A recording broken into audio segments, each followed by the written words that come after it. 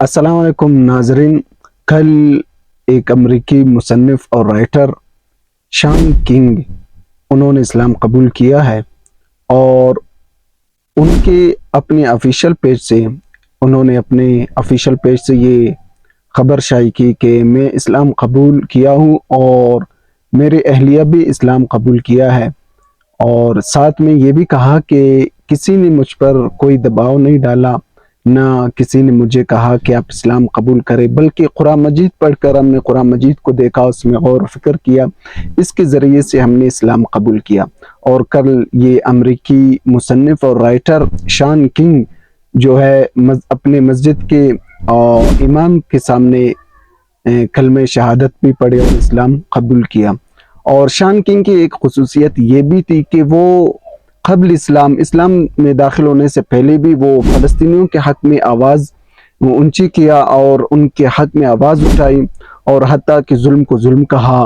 اور جبر کو جبر کہا، اور مظلوم کے حق میں انہوں نے آواز اٹھائی. اور قبل اسلام ان کے اپنے آفیشیل پیج پر اگر دیکھا جائے تو بہت سارے ویڈیوز اور تصاویر اور پکچرز انہوں نے فلسطینیوں کے حق میں اپلوڈ کی ہے، اور اس سے انہوں نے واضح پیغام دیا ہے دنیا کو کہ ظلم اگر مسلمان کے ساتھ ہو یا یہودی کے ساتھ ہو یا عیسائی کے ساتھ ہو، کسی کے بھی ساتھ ہو ظلم، اگر وہ ظلم ہوگا تو اس کو ظلم ہی کہا جائے گا، اور ایک انسانیت کے ناطے اس کو ظلم کہنا ہمارا حق ہے. چاہے دنیا کے کسی کونے میں کسی بھی شخص کسی بھی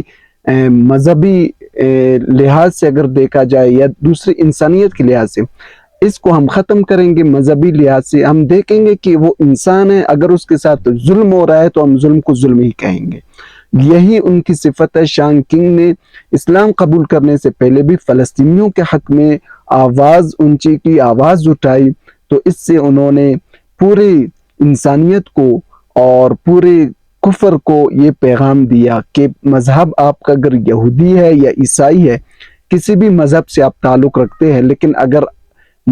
ظلم ہو رہا ہے کسی کے ساتھ بھی تو اس کے لیے آواز بلند کرنا، اس کے لیے آواز اٹھانا، یہ انسانیت کے ناطے، انسانیت کے ہوتے ہوئے یہ ہمارا حق اور فریضہ ہے جس کو ہمیں ادا کرنا ہے. اور انہوں نے خوشی سے اسلام قبول کیا، حالانکہ بہت بڑے مصنف ہے، اور ان پہ فیس بک پر اور یوٹیوب اور ٹک ٹاک پر ان کے فالوورز، ان کے چاہنے والے کافی زیادہ ہے. دنیا میں پوری دنیا سے اس کو فالو کیا ہے، اور ساتھ میں اس کی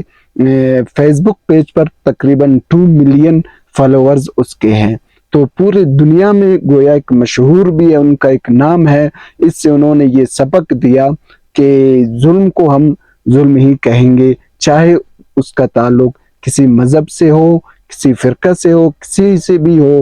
دنیا کے کسی کونے میں اگر ظلم ہوگا تو انسانیت کے ناطے اس کو ظلم کہا جائے گا.